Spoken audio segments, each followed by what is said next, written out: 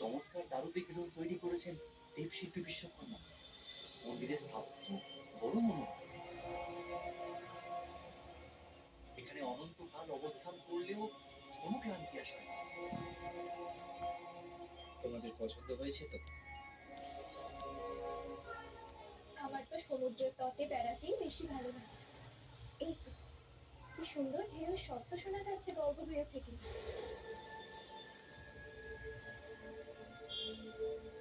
আচ্ছা, ঢেউয়ের শব্দ শুনে মনে হচ্ছে না যে সমুদ্র আরো এগিয়ে এসেছে?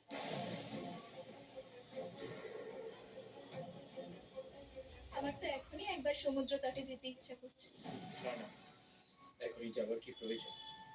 পরে না হয় আমরা তিনজনে একসঙ্গে যাব। আজ যাক না, নতুন পরিবেশ, বেড়াক না, অসুবিধা কোথায়? তাহলে আসি, আমি সমুদ্র তটেই থাকবো।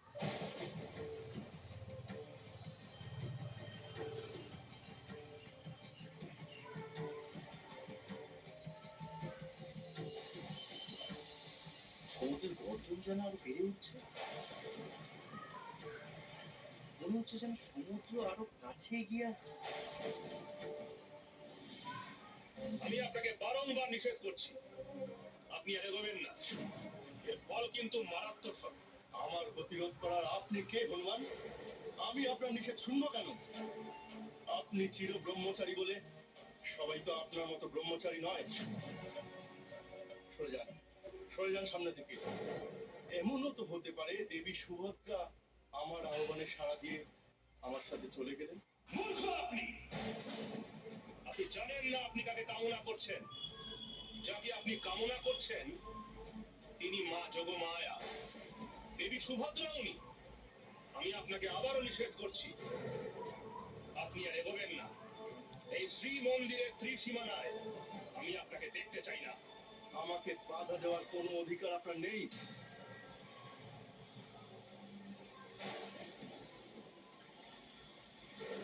এ কি, সমুদ্রের জল এত কাছে কেন? দেবী সুভদ্রা, আমি আমি সমুদ্রদেব। আমি আপনাকে কামনা করি। আপনি আসুন, আসুন আমার কাছে।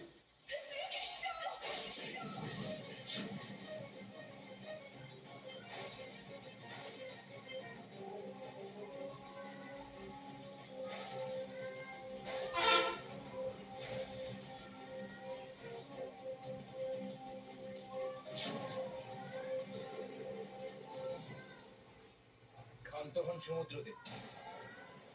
শ্রীকৃষ্ণ, আমি সমুদ্রদেবকে বারংবার নিষেধ করা সত্ত্বেও উনি আমার কথা অগ্রাহ্য করেছেন।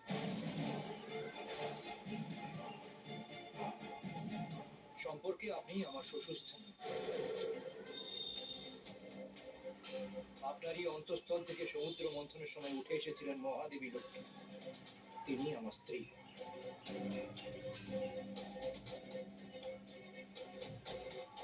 আপনাকে আপনার যথার্থ সম্মান জানিয়ে বলছি সমুদ্রদেব, আমার ভগিনী সুভদ্রার প্রতি আপনার আচরণ সংযত করুন।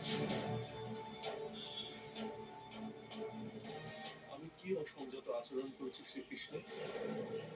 আমি দেবী সুভদ্রাকে নিজের পত্নী হিসেবে কামনা করি, এতে অন্যায় কি আছে? এ শুধু অন্যায় নয়, অসম্ভব কথা। আমি কখনোই এই বিবাহে সম্মতি দেব না।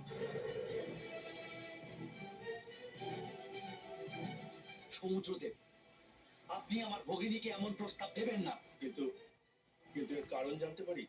এতে কি অন্যায় আছে? কারণ অবশ্যই আছে সমুদ্রদেব। যেহেতু আপনি আমার শ্বশুরস্থানীয়, সেই কারণে সুভদ্রা দেবী আপনার কন্যা সন্তান। সুতরাং আপনি যে প্রস্তাব করেছেন তা শুধুমাত্র অসম্ভব নয়, তা হীন এবং নীচ। আপনি হয়তো বিস্মৃত হয়েছেন, দ্বাপর যুগে দেবী সুভদ্রা মহাবীর অর্জুনের কণ্ঠে বর মাল্য পরিয়েছেন।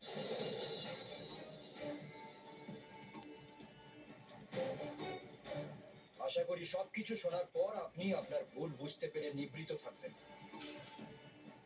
হে কৃষ্ণ, আপনি বরাবরই নানান যুক্তির জাল বুনে নিজের কার্য সিদ্ধি করেন। এই সবই আপনার ছলনা ছাড়া কিছুই নয়। কিন্তু আমি সুভদ্রা দেবীর পানি গ্রহণ করবই, এ আমার অধিকার। তখন সমুদ্রদেব শুনেছেন?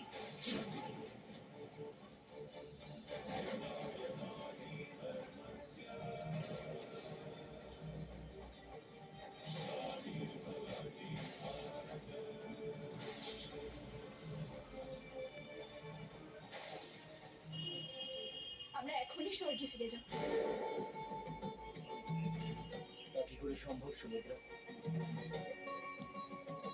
রাজা ইন্দ্রদুম্নের এতদিনের প্রচেষ্টা তাহলে ব্যর্থ হয়েছে।